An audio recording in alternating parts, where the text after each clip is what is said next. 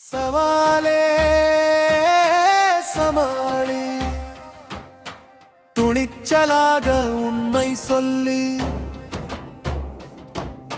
சவாலே சமாளி, சொல்லி அடிப்போம் நாமக்கில்லி.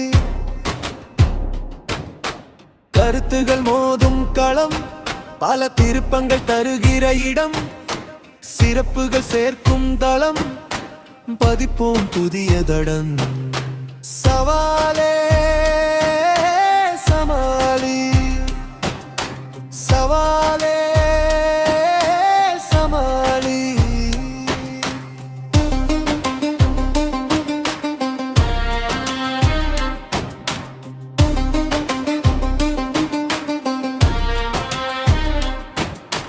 வானம் ஏறி கோட்டை கட்டு, வெற்றி வருமே கதவத் தட்டு. தோல்வி போகும் நம்மை விட்டு, சொல்லி அடிப்போம் போடு மெட்டிது. சொல் கொண்டு வருகிற படை, அதில் எதிர்படும் தடைகளை உடை.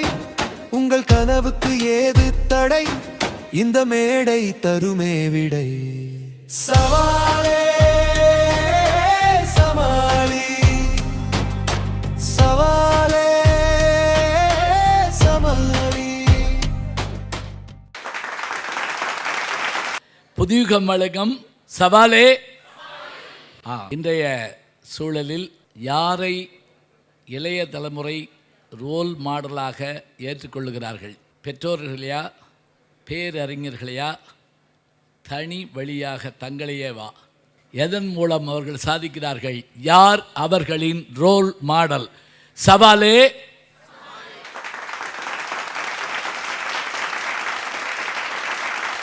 தனி வழியில போறேன்னு நீங்க போறது தப்பு இல்ல, தனி வழியில போய் தலைமறைவா போயிட்டீங்கன்னா தான் எங்களுக்கு தப்புன்னு தோணுது. தனி வழியில போங்க, தனி வழியில தலைமறைவா போயிடாதீங்க. ஏங்க 5-6 பேரறிஞர்களோட பேரை வந்து திருப்பி திருப்பி சொல்லுதீங்க. என்ன ஏபிஜே அப்துல் கலாம், அம்பேத்கர், அவரு இவரு, மீதி பேர் வேணா நான் உங்களுக்கு டிப்ஸ் கொடுக்குறேன், எழுதிக்கோங்க. Homi Bhabha, father of nuclear program.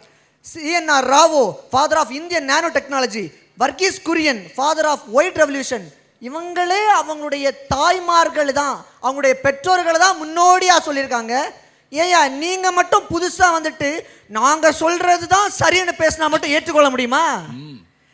என்ன, கல்யாணமான பொண்ணும் காதலில் விழுந்த பையனும் ஒரே கேஸு. கல்யாணம் ஆன பொண்ணு மாமியார்கிட்ட என்ன தெரியுமா சொல்லுவா? எங்கள் அம்மா என்னை எப்படி பார்த்தாங்க தெரியுமா அப்படின்னு. காதலில் விழுந்த பையன் கொடையிற அந்த பொண்ணுக்கிட்ட சொல்லுவான், எடி நீ கொடையற விட எங்கள் அம்மா இவ்வளோ கூட பண்ணதில்லடி அப்படின்னு. அன்னைக்கு தாங்க தெரியும் தாய்மார்களுடைய பெற்றோர்கள் நமக்கு எந்த அளவுக்கு வச்சு நம்மளை வளர்த்தாங்க அப்படிங்கிறது. தம்பி வந்து அருமையாக ஒரு வார்த்தை சொன்னாங்க. நம்முடைய கொங்கு நாடு கல்லூரியை நிறுவனது ஆறுச்சாமி ஐயா அப்படின்னு. ஆறுச்சாமி ஐயாவை ரோல் மாடலாக எடுத்தனால தான் இன்னைக்கு வாசுகி அம்மா வந்து இன்னும் இந்த நிறுவனத்தை நடத்திக்கிட்டு வராங்க. 30,000 சம்பளம் வாங்குற ஒரு பையனோட பாக்கெட்டில் மாச கடைசியில் 5 பைசா இருக்கிறது இல்லை. டே டீ குடிக்க 10 ரூபா கொடுறான்னு பக்கத்தில் இருக்க பையன்கிட்ட கேட்போம். வெறும் 20,000 வருமானத்தை வச்சு வீட்டு செலவை பார்த்து, உன் செலவு பார்த்து, உன் படிப்பு செலவை பார்த்து, அதை தாண்டி நீ பைக்கு வாங்கி கேட்டு, உனக்கு கார் வாங்கி கொடுத்து, உனக்கு ஸ்நாக்ஸ் வாங்கி கொடுத்து, வாங்கி கொடுத்ததுக்கெல்லாம் வட்டியும் கட்டி உன்னை படிக்க வச்சாங்க பார்த்தியா? வெறும் 20,000 சம்பளத்தை வச்சு. அவங்க தான் சார்ட் அண்ட் அக்கௌண்டன்ட் படிச்சு முடிச்சவங்களுக்கே இன்னைக்கு ரோல் மாடலா இருக்காங்க. பெண் குயின் வந்து தனியா போச்சுன்னு, தனியா போன பெண் குயின் எங்க போச்சுன்னு யாருக்காவது தெரியுமா? அந்த பக்கத்தில் போய் பெண் குயின் காணாம போச்சு. போனது வரைக்கும் தான் பெண் குயினை தெரியும், போனதுக்கு அப்புறம் எந்த குயினே நமக்கு தெரியலைங்க. கோயில் கட்டுறதுக்கு செங்கல் எல்லாமே அடி எடுத்து வந்துச்சான். முதல்ல அடி எடுத்து வந்த செங்கல் எல்லாமே கீழே ஃபவுண்டேஷனோட நின்றுடுச்சு. டைம் பார்த்து கட்ட அவுத்து விட்ட செங்கல் கலசத்துக்கு மேல கோபுரமா இருந்துச்சு. கடைசி செங்கல் தான் கோபுரம். பல் வளர்க்காம பாத்திரம் வளர்க்க சொல்கிறேன் எங்கள் அம்மா, பைக்கில் எங்கடா போகிறேன்னு கணக்கு கேட்குறேன் எங்கள் அப்பான்னு பார்க்குறீங்க. இது எல்லாத்தையும் சகிச்சுக்கிட்டு தான் நானும் இன்னைக்கு வளர்ந்துருக்கேன். அவங்க உங்களை செதுக்குறாங்களே தவிர உங்களை என்னைக்குமே மிதிக்கலை. ஆகா, உங்களை சிதைக்கலை, செதுக்குறாங்க. ஞாபகம் வச்சுக்கோங்க, உங்களை சிதைக்கவில்லை, செதுக்குகிறார்கள். பாறையை பார்த்து உறுதியான மனம், பறவையை பார்த்து உயர பறக்க கற்றுக்கொள், எவ்வளவு சிதைத்தாலும் சந்தனத்தை போல் மணக்க கற்றுக்கொள், எத்தனை தடுப்புகள் வந்தாலும் தண்ணீரை போல ஓட கற்றுக்கொள், யார் அடித்தாலும் யார் உதைத்தாலும், வெளியே வென்றாலும் வெளியே வீழ்ந்தாலும், நீ வளர்ந்தாலும் மண்ணுக்கடியில் புரைந்தாலும், எக்கரணத்திலும் வீட்டிற்கு வா, நான் உனக்கு இருக்கிறேன், என்றும் உன்னை உயர வைப்பேன் என்று சொன்னது. இறுதியா நான் ஒரே ஒரு செய்தியோட நான் முடிச்சுக்கலான் இருக்கிறேன். நீங்க 10 பேர் தனிச்சு நின்று ஜெயிச்ச 10 பேரை பத்தி தனிமேன்னு பேசுறீங்க. நான் 1000 பேர் அவங்க அம்மாக்கு பின்னாடி நின்று ஜெயிச்ச 1000 பேரை நான் கை காட்டுவேன். நீங்க மேடையில பேசுறதுக்கு 5 பேரை தாண்டி பேசாத அத்துணை பேரறிஞர்களை நீங்க காட்டுவீங்க. 1,00,000க்கு மேல பேரறிஞர்களை கண்ணுக்கு முன் காட்டின தாய்மார்களை நான் தூக்கி காட்டுவேன். எத்தனை தூரம் நீ வாழ்ந்து சென்றாலும் சரி, எத்தனை தூரம் வீழ்ந்து மடிந்தாலும் சரி, என்னைக்குமே என்னைக்குமே இளைஞர்களுடைய ரோல் மாடலாக நினைப்பது பெற்றோர்களே அல்ல, பெற்றோர்கள் தான் பேசி முடிக்கிறேன். நன்றி, வணக்கம். கொங்குநாடு கலை அறிவியல் கல்லூரி UGC மூலம் காலேஜ் ஆஃப் எக்ஸலன்ஸ் விருது பெற்ற கல்லூரி. UG, PG, research programs, diploma, PG diploma மற்றும் சர்டிஃபைட் கோர்ஸுகள் அனுபவம் கொண்ட பேராசிரியர் குழு மூலம் கற்பிக்கப்படுகிறது. சிறந்த மாணவர்களுக்கு வேலை வாய்ப்புகளையும் உறுதி செய்கிறது. Kongunadu arts and science college, Coimbatore. Car டெய்லியும் மழையில தான் நிக்குது, யாரும் பாக்குறதே இல்ல. கார் வாங்குறது ஈஸி, அத பாதுகாக்கிறது தான் கஷ்டம்.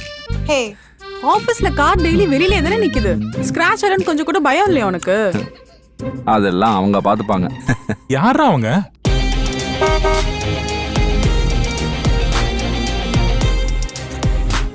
தேங்க்யூ. வீட்டில் எல்லாருக்கும் 1000 கேள்வி இருக்கும், ஆனா எல்லா கேள்விக்கும் ஒரே பதில் தான். 5K. உனக்கு தெரிந்த ஒரு சுதந்திர போராட்ட வீரருடைய பேரை சொல்லுனார். எங்க அப்பா தான் சார்ன்ட்டான். ஏன்டான் கேட்டதுக்கு அவர் தான் எங்க அம்மாட்ட ரொம்ப வருஷமா சுதந்திரத்துக்கு போராடிக்கிட்டு இருக்காரு அப்படின்னு. ஆனா இன்னும் கிடைக்கல. ஒரு சின்ன பையனுடைய சிந்தனை எப்படி இருக்குன்னா, என் வாழ்க்கையை நான் பார்த்துக்கிறேன்னு முடிவு பண்ணிட்டான். ஒரு சின்ன பையன் எழுதுறான், சோப்பு கூட வழுக்கும். அவன் எழுதுறத பாருங்க, சோப்பு கூட வழுக்கும், என் மேல நான் வச்சிருக்கிற ஹோப்பு ஒருபோதும் வழுக்காதுன்னு. சில மாதங்களுக்கு முன்னாடி விவசாயிகள் அரை நிர்வாண போராட்டம் ஒன்று பண்றாங்க. அந்த போராட்டத்தில் எல்லாரும் கலந்துக்கிறாங்க. ஒரு IT இளைஞன் உட்கார்ந்தான் அந்த போராட்டத்தில். அவனை பார்த்து கேட்குறாங்க, நீ எதுக்குப்பா இந்த போராட்டத்தில் கலந்துக்கிற? உங்க அப்பா விவசாயியா? இல்லைன்ட்டான். அம்மா விவசாயியா? இல்லை. அப்போ எதுக்கு நீ போராட்டத்துக்கு வந்தேன்னு கேட்டதுக்கு, 3 வேளை நான் சோறு திங்கிறேன், அதனால நான் போராட வந்தேன். 3 வேளை சோறு திங்கிற எல்லாரும் அங்க உட்காரணும். எத்தனை இளைஞர்கள் தன்னுடைய எதிர்காலத்தை முன்னால் வைத்துக்கொண்டு ஜொமேட்டோ டப்பாவையும் ஸ்விக்கி டப்பாவையும் பின்னால வைத்துக்கொண்டு பல வீடுகளுக்கு போய் உணவு கொடுத்து தன்னுடைய குடும்பத்திற்கும் உணவு கொடுக்கிறார்கள் இல்லையா? இப்போ பெண்களுக்கு பொதுவா எது அழகுன்னு கேட்டா கூந்தல் தான் அழகுன்னு சொல்லுவாங்க. ஆனா சென்னை எத்திராஜ் கல்லூரியில் இருக்கக்கூடிய மாணவிகள் புற்றுநோயால் பாதிக்கப்பட்டவர்களுக்காக தங்களுடைய முடியையே கொடுத்து உதவினார்கள். தமிழ்நாட்டில் ஏரி மனிதன் ஒருத்தரை நம்முடைய தமிழக முதலமைச்சர் அவர்கள் புகழ்ந்தாங்க. யார் அப்படின்னா, தஞ்சாவூர் மாவட்டம் தஞ்சாவூர் பேராவூரணியை சேர்ந்த நிமில் ராகவன். நான் என்னுடைய யூடியூப்ல அவரை பத்தி ஒரு நாள் பேசி பேட்டி எடுத்திருக்கேன். இன்னைக்கு எல்லா நீர் வளங்களையும் நம்ம சுரண்டி கொண்டிருக்கிறோம். கென்யாவில் போய் போட்டு கொடுத்துருக்காருங்க. கென்யாவில் ஒரு நீர்நிலையை உருவாக்கியிருக்காரு. வறண்டு போன பகுதியாக இருக்கக்கூடிய ஆப்பிரிக்கால போய் நீர்வள மேலாண்மையை செயல்படுத்தி இருக்கிற அந்த இளைஞன் தான் நிமல் ராகவன். இப்படி எவ்வளோ உதாரணங்கள். நம்ம ஓரிரு வருஷங்களுக்கு முன்னாடி திண்டுக்கல் நந்தினி இப்போ 12ஆம் வகுப்பு தேர்வில் முதல் மதிப்பெண் பெற்றாங்க. எல்லா ஊடகங்களும் நந்தினி மேலே ஃபோக்கஸ் வைக்கிறாங்க, கேமரா. எல்லா ஊடகங்களும் நந்தினியை தான் கவனிக்குது. நீங்கள் செஞ்சது தான் பெரிய சாதனைன்னு தலையில் தூக்கி வச்சு கொண்டாடும் போது நந்தினிங்கிற பெண் சொல்கிறான், நான் செஞ்சதெல்லாம் பெரிய சாதனை இல்லை. கிரிஜான்னு ஒரு பெண் கடலூரில் தன்னுடைய அப்பா இறந்த அன்னைக்கு போய் கெமிஸ்ட்ரி பரீட்சை எழுதி மொத்தம் டோட்டல் மார்க் 600க்கு 479 மார்க் வாங்கினா அவ தான் உண்மையான வெற்றியாளர்னு சொல்லி சொன்னான் அந்த பெண். இந்த குணம்லாம் இன்னைக்கு இருக்கிற இளைஞர்கள் தனி வழியில் அவர்கள் செயல்படுவதற்கு காரணமாக இருக்கிறது என்று சொல்லி வாலி அவர்களுடைய பாடலை நான் எங்க இளைஞர்கள்லாம் இருக்காங்க, அதனால அவர்களுக்காக நான் சமர்ப்பிக்கலாம். மனசு உடுத்தின கவலை துணி எடுத்து அவிழ் தெரியதற்கு இனி மனச இரும்பாக்கணும் மலைய துரும்பாக்கணும் ஆழ்கடல் கூடத்தான் ஆறு போல மாறுமடா. முயற்சி செய்தால் சமயத்துல முதுகு தாங்கும் இமயத்தையே இருக்கும் கண்ணீரையும் ஏத்தம் நீ போட்டேடு அழவா இங்கே வந்தோம் ஆடு பாடு ஆனந்தமாவோ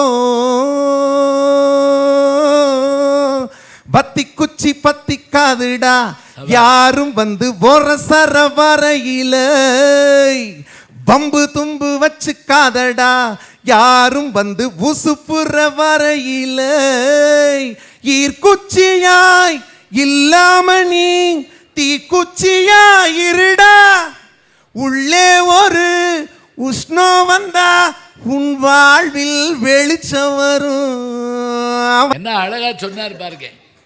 இது ஆறு போல ஓட தெரிஞ்சா தாங்க ஜெயிக்க முடியும். நல்லா இருக்கு, அருமை, வாழ்த்துக்கள். ஒன்றும் இல்லை, என்னோட பேரறிஞர் நான் ரோல் மாடலாக எடுக்கிறது என் கல்லூரி முதல்வர்னு சொன்னேன் சார். சரி. காலேஜ் ஃபஸ்ட்டு வருஷம் சேர்ந்தேன் சார், படித்தேன் சார். எப்போ பாரு ஓடி ஓடி ஓடி ஓடின்னு ஓடி போயிட்டே இருப்பேன் சார். டியூட்ரு வந்து எப்போ பாரு ஓடி போறியே ஒன்றாவது பரிசு வாங்கிட்டு வந்தியான்னாரு. நமக்கு இது தேவையா அப்படின்னு தோணுச்சு சார். அதுக்கப்புறம் ஓடி போகிறதையே விட்டுட்டேன். பிரின்சிபல் ஒரு தடவை கூப்பிட்டார். ஓடி ஓடி ஓடி ஆன் டியூட்டி ஓடி போயிட்டாங்கன்னு நினச்சாதீங்க, ஓடி. பிரின்சிபல் ஒரு நாள் கூப்பிட்டாரு சார்.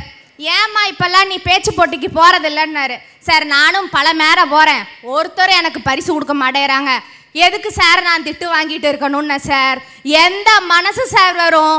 அதே வருஷம் சுதந்திர தின அன்னைக்கு கல்லூரியில் உள்ளூர் தொலைக்காட்சி ஒன்றை வச்சு அவரே அதில் நடுவராக உட்கார்ந்து எங்களை போல மாணவர்கள் அங்கே பேச்சாளர்களை அமர வச்சு எங்களையும் அந்த தொலைக்காட்சியில் பேச வச்சு எங்கள் அத்தனை பேருக்கும் சிறந்த பேச்சாளர்கள்னு விருந்து கொடுத்தாங்க சார். அந்த மனசு யாருக்கு சார் வரும்? அப்போ அவர் தானே சார் எங்கள் ரோல் மாடலு.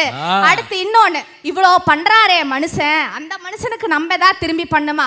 சரி ஒன்னாவது ஜெயிப்போன்னு சொல்லிட்டு நானும் வனத்துறை சார்பாக பேசினேன் சார். அவரை மனசுல நினைச்சிட்டு பேசணும் என்னமோ தெரில சார். எனக்கு பொசுக்குன்னு மொதல் பரிசு கொடுத்துட்டாங்க சார்.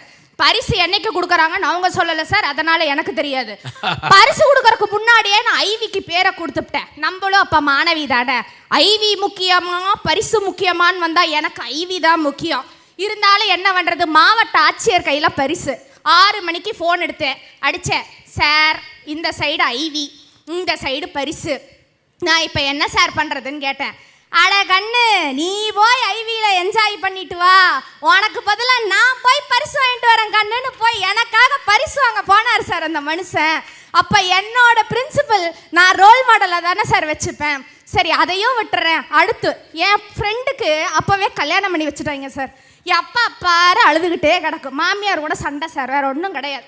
சரி கல்யாணம் பண்ணி வச்சுட்டு அவரும் கேட்டார், ஏமா அவ எப்போ பாரு இப்படியே இருக்கானா சார்? எப்போ பாரு மாமியாரோட சண்டை சார்னு. என்னம்மா பிரச்சனை உனக்கு? சார் சமைக்கலைன்னு சொல்கிறாங்க சார், சமைச்சா நல்லா இல்லைங்கிறாங்க சார். அவர் சொன்னார், நீ இன்னைக்கு வீட்டுக்கு போ, அம்மா எனக்கு தேங்காய் சட்னி அரைச்சி கொடுங்கன்னு சொல்லு, அவங்களும் உனக்கு தேங்காய் சட்னி அரைச்சி கொடுப்பாங்க. நீ என்ன பண்ணு, அந்த சட்னியை சாப்பிடு. சட்னியை சாப்பிட்டுட்டு, அம்மா நான் என்ன பண்ணாலும் இந்த டேஸ்ட் வரமாட்டேதுமா, நீங்க பண்ற சட்னி தாம்மா சூப்பரா இருக்குன்னு சொல்லு, கிளவி சாவர வரைக்கும் உனக்கு தேங்காய் சட்னி அரைச்சு கொடுக்குன்னாரு சார். இப்படி எங்களுக்கு வாழ்க்கைக்கு கூட தத்துவம் வந்து எங்க பிரின்சிபல் சொல்லி கொடுத்தாரு சார். பாத்தீங்களா, அந்த மம்மி அம்மியை விட்டு வராது, அப்படியே படுத்து கிடக்கும். அடுத்து சார் ஒரு கம்பன் கழகம் ஒன்று காலேஜில் நடந்துச்சு சார். எனக்கு பிரின்சிபல் அப்பா மாதிரி சார். அத்தனை பேருக்கு முன்னாடி அந்த மேடையில் அவர் அப்பான்னு கூப்பிட்டார் சார். எனக்கு நிச்சயதார்த்தமாகி 4 நாளில் என்னோட அப்பா தவறிட்டார் சார். நான் ஃபோன் எடுத்தேன் சார், ஃபோன் அடித்தேன் சார். அப்பா சார் என்னோட அப்பா தவறிட்டாங்க சார், ஆனால் 2 மாதத்தில் குறித்த தேதியில் திருமணம் வைக்கிறாங்க சார்னு நான் சொன்னேன். அவர் ஃபோன் எடுத்து ஒரு விஷயம் சொன்னார் சார். ஏன் கண்ணு, அன்னைக்கு 1000 பேர் இருந்த மேடையில் நீ என்னை அப்பான்னு கூப்பிட்டியே கண்ணு, அப்போ இன்னொரு அப்பா நான் உனக்கு உயிரோடு இருக்கேன்னு நீ மறந்துட்டியா கண்ணு? எங்கே இருந்தாலும் நல்லா இருப்பேன்னு சொல்லாங்க பார்த்தீங்களா? இவங்கெல்லாம் தான் சார் எங்களுக்கு ரோல் மாடலு. அதனால் பேரறிஞர்கள் தான் இளைஞரோட ரோல் மாடல்னு சொல்லி என் பேச்சை முடிச்சுக்கிறேன் சார். நன்றி, வணக்கம். அப்படியே அழுகு வச்சுட்டாங்க. பிரமாதம். எல்லாருக்கும் வணக்கங்க. உன்னை எதிர்பார்த்து பெற்றெடுப்பாள் அன்னை, உன் எதிர்காலத்தை பெற்றுத்தருவான் தந்தை. இப்போ எதனால் உன் அப்பாவை ரோல் மாடலாக சொல்கிறேன்னு உங்கள் எல்லாருக்குமே ஒரு கேள்வி இருக்கும். சாதாரண ஒரு விவசாய குடும்பத்தில் பிறந்து முதல் பட்டதாரியாக கணிதவியல் ஆசிரியருக்கு படித்து ஆசிரியருக்கான தேர்வு எழுதி பணம் கட்ட வேண்டிய கட்டாயத்தினால ஆசிரியர் ஆக முடியாமல் போய் அதோடு நின்று விடாமல் தன்னை போன்ற இளைஞர்களையும் இணைத்து படிக்க வைத்து அதோடு தானும் இணைந்து டிஎன்பிஎஸ்சி என்ற ஒரு போட்டித் தேர்வுக்கு தயாராகி தேர்வில் தேர்ச்சி பெற்று ஒரு கிராம நிர்வாக அலுவலராக எங்கள் கிராமத்திற்கு டிஎன்பிஎஸ்சி என்ற ஒரு போட்டித் தேர்வு இருக்கிறது என்பதை என் அப்பா மூலியமாக தான் அறிமுகம் செய்தது. அப்படி சொல்லுங்க. அப்படி ஒரு போட்டித் தேர்வு இருக்குன்னே பல பேருக்கு எப்போ பார்த்தாலும் டாக்டரா இன்ஜினியர் இதே வேலையா வேற ஆக முடியாதா சொல்லுங்க பார்க்கலாம். அப்பாவை ரோல் மாடலாக எடுக்கிறதுக்கு ஒரு முக்கிய காரணம் என்னன்னு பார்த்தீங்கன்னா, ஒரு கிராம நிர்வாக அலுவலராக இருந்து அன்னைக்கிலேருந்து இன்னைக்கு வர ஒரு ரூபா கூட லஞ்சம் வாங்காமல் உழைச்சிக்கிட்டு இருக்க ஒரு நேர்மையான உழைப்பாளியாக நான் பார்க்குறேன். அப்பா கிட்ட படித்த அனைத்து இளைஞர்களுமே இன்னைக்கு ஒரு அரசு பணியில் இருக்கிறாங்கன்னு சொன்னால் அது மிகையாகாது. இன்னைக்கு வரைக்குமே பிதாஜி அப்படின்ற ஒரு சொல்லால் அவரை வணங்குறாங்கன்னா அதை உண்மையிலே பார்க்கும்போது நெகிழ்ச்சியாக இருக்குது. கொங்கு நாடு கலை அறிவியல் கல்லூரியில் நிறைய போட்டிகள் நடத்துவாங்க. அதில் ஒரு சில போட்டிகளில் என்னால் கலந்துக்க முடியாது, வேற ஒரு பணியின் காரணத்தினால கலந்துக்க முடியாது. அப்போ தனியாக போட்டி நடத்துவாங்க, தமிழம்மா இருப்பாங்க. அந்த அறையில் அவங்க நம்மளை நம்பி விட்டுருவாங்க, நம்ம தான் பார்த்து எழுதிக்கணும். கட்டுரை போட்டி அது 1 மணி நேரம் தான், தனியாக நடத்துறதுனால எக்ஸ்ட்ரா டைம்லாம் கிடையாது. அப்போது முடிவுரை எழுதுறதுக்கு கொஞ்சம் டைம் பத்தலை, அதனால் ஒரு 4 வரியிலே முடிவுரையை முடிச்சிட்டேன். அம்மா டைமை கணக்கே வச்சுக்கல, போய் கொடுத்துக்கிட்டேன். அம்மா எழுதி முடிச்சிட்டேன் அப்படின்னு கொடுத்துட்டேன். என்னையா முடிவுரையை 3 லைனில் முடிச்சிட்டேன். அம்மா 1 மணி நேரம் முடிஞ்சுது, டைம் பத்தாதனால முடிச்சிட்டேன் அப்படின்னு சொல்லிட்டு அந்த 3 வரியில் முடிவுரையை முடித்தனால தான் முதல் பரிசு வாங்கினேன். அது என்னுடைய நேர்மைக்கு கிடைச்ச பரிசாக நான் பார்க்குறேன். அந்த நேர்மை தான் 2024 பாரதியார் பல்கலைக்கழக அளவிலான சிறந்த கட்டுரையாளருக்கான இளம் பாரதி விருதையும் எனக்கு பெற்று தந்துச்சுன்னு பெருமையோடு சொல்லிக்கிறேன். இந்த நேர்மையை என்னோடய அப்பா கிட்ட இருந்து தான் கற்றுக்கிறேன். இன்றைக்கு இருக்கிற பெற்றோர்கள் எல்லாருமே பிள்ளைகளுக்கு கஷ்டம் தெரியாமல் வளர்க்கணும் அப்படின்னு சொல்லிட்டு வளர்க்குறாங்க. ஆனால் எங்கள் வீட்டில் அப்படி சொல்லித்தரல. படித்தாதான் வேலைன்னு சொல்லி கொடுக்கல, படித்தாதான் சோறுன்னு சொல்லி கொடுத்தாங்க. கஷ்டத்தை சொல்லி கொடுத்து வளர்க்குற பிள்ளைகளுக்கு இன்னைக்கு பெற்றோர்கள் தான் சிறந்த ரோல் மாடலாக இருக்கிறாங்க. அப்பா என்னெல்லாம் செஞ்சாருன்னு உணர்றதுக்கு இன்னும் பல வருஷம் இருக்குது. ஆனால் அப்பாவை தவிர நல்ல நடத்தையை வேறு எந்த ஆசானாலும் கற்பிக்க முடியாது. கொங்கு நாடு கலை அறிவியல் கல்லூரி UGC மூலம் காலேஜ் ஆஃப் எக்ஸலன்ஸ் விருது பெற்ற கல்லூரி. UG, PG, research programs, diploma, PG diploma மற்றும் சர்டிஃபைட் கோர்ஸுகள் அனுபவம் கொண்ட பேராசிரியர் குழு மூலம் கற்பிக்கப்படுகிறது. சிறந்த மாணவர்களுக்கு வேலை வாய்ப்புகளையும் உறுதி செய்கிறது. கொங்கு நாடு arts and science college, Coimbatore. Car டெய்லியும் மழையில தான் நிக்குது, யாரும் பாக்குறதே இல்ல. கார் வாங்குறது ஈஸி, அதை பாதுகாக்கிறது தான் கஷ்டம். ஹே, ஆபீஸ்ல கார் டெய்லி வெளியில தானே நிக்குது, ஸ்கிராட்ச் ஆறன்னு கொஞ்சம் கூட பயம் இல்லையா உனக்கு? அதெல்லாம் அவங்க பாத்துப்பாங்க. யாரா அவங்க?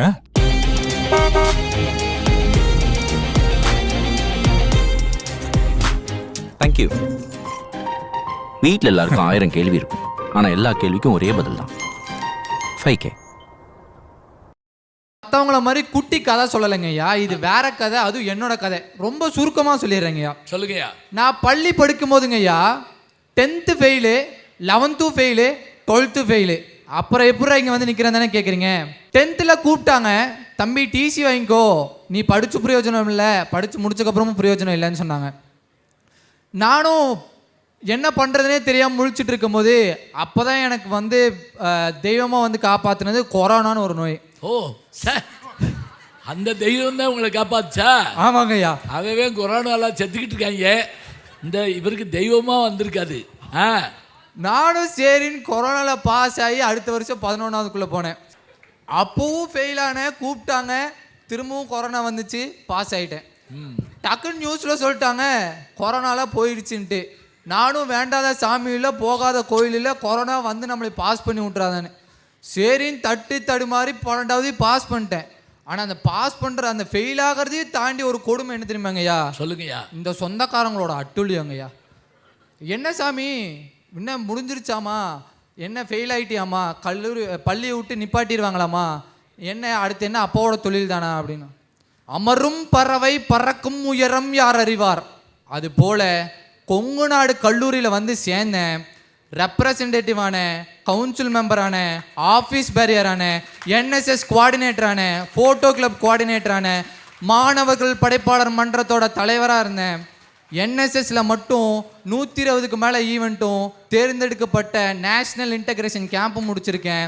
ஃபோட்டோ கிளப் சார்பாக 8 ஷார்ட் ஃபிலிமும் ஒரு தியேட்ரிக்கல் ஃபிலிமோட அசிஸ்டன்ட் டைரக்டராக ஒர்க் பண்ணேன். அது மட்டும் இல்லாமல் கொங்கு நாடு கல்லூரியில் புதுயுகம் சேனல் மூலிமா நம்ம ஐயா கையால் தீயும் நீயும்னு ஒரு கவிதை புத்தகத்தையும் நான் ரிலீஸ் பண்ணியிருக்கேன். இதெல்லாம் ஏன் உங்ககிட்ட தந்தது யாரு? கொரோனா. வீழ்வது வெக்கம் அல்ல, வீழ்ந்தே கிடப்பது தான் வெக்கம். நம்ம எவ்வளோதான் முயற்சி பண்ணாலும் நமக்குன்னு ஒரு தனி திறமை இருக்கும். அந்த திறமையில போனால் மட்டும்தான் ஜெயிக்க முடியும். இப்போ உங்களோட மைண்ட் வாய்ஸ் எனக்கு புரியுது. என்ன தமிழ்நாட்டுக்கு தங்க பதக்கமாக வென்று தந்தனே. ஆனால் எஸ்கே சேயிங்கில் சொல்லணும்னா, நீ வேணா பாரு, ஒரு நாள் ஆடுவேன், தமிழ்நாடே ஆடும். ஆஹா, அருமை. என்னோட படம் திரையில ஓடுற வரைக்கும் நானும் ஓடுவேன். நான் எப்பெல்லாம் சோர்ந்திருக்கணும் அப்போ என்னோட கவிதை எனக்கு ஞாபகம் வரும். என் கால்கள் ஓயாது, கனவுகள் ஓயும் வரை, துளி கண்ணீர் தேங்காது, சிரிப்புகள் தேயும் வரை. கனவுகள் காண காரணம் வேண்டாம், காலம் உனக்காய் காத்திருக்கும். வாய்ப்பளித்ததுக்கு நன்றி, வணக்கம். அருமை அருமை.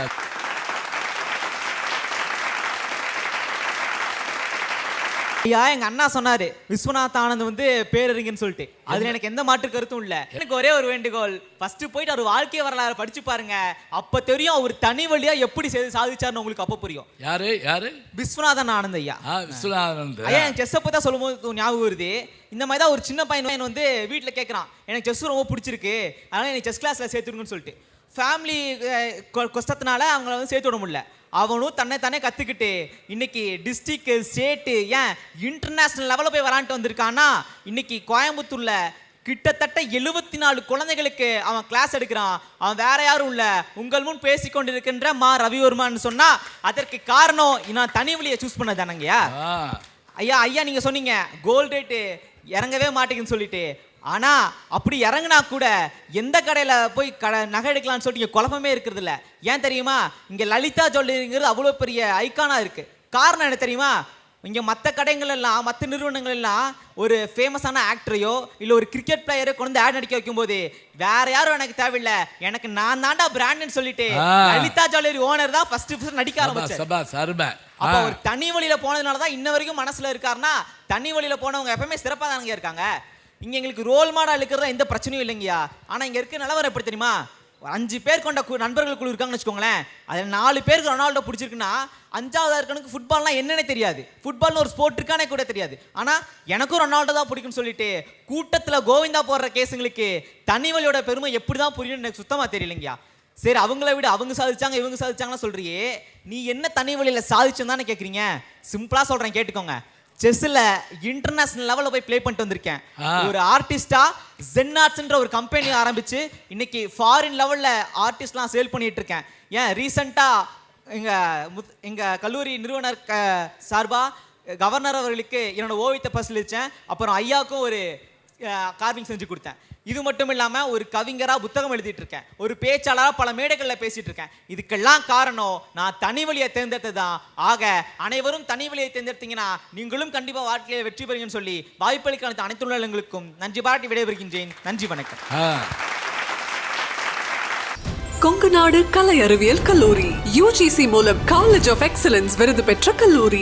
UG, PG, research programs, diploma, PG diploma மற்றும் சர்டிஃபைட் கோர்ஸ்கள் அனுபவம் கொண்ட பேராசிரியர் குழு மூலம் கற்பிக்கப்படுகிறது. சிறந்த மாணவர்களுக்கு வேலை வாய்ப்புகளையும் உறுதி செய்கிறது. கொங்கு நாடு arts and science college, Coimbatore. Car டெய்லியும் மழையில தான் நிக்குது, யாரும் பாக்குறதே இல்ல. கார் வாங்குறது ஈஸி, அத பாதுகாக்கிறது தான் கஷ்டம். ஹே, ஆபீஸ்ல கார் டெய்லி வெளியில தானே நிக்குது, ஸ்கிராட்ச் ஆறன்னு கொஞ்சம் கூட பயம் இல்லையா உனக்கு? அதெல்லாம் அவங்க பாத்துப்பாங்க. யாரா அவங்க?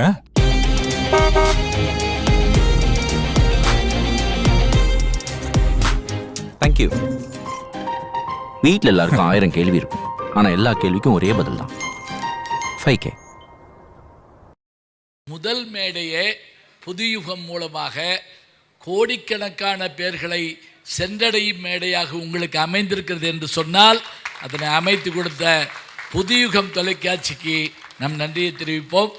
இந்த அருமையான வளாகத்தை தந்து அதோடு மட்டுமில்லை, நல்ல புரவலர்கள் இங்கே வந்து நமக்கு வேண்டிய எல்லா செய்திகளையும் செய்து தந்திருக்கிறார்கள். அத்தனை பேருக்கும் என்னுடைய பாராட்டியும் நன்றியும் சொல்லி, மனுஷன் முன்னுக்கு வரணும்னா, இளைய சமுதாயம் முன்னுக்கு வரணும்னா யாராவது ஒரு முன்மாதிரி வேணுங்க.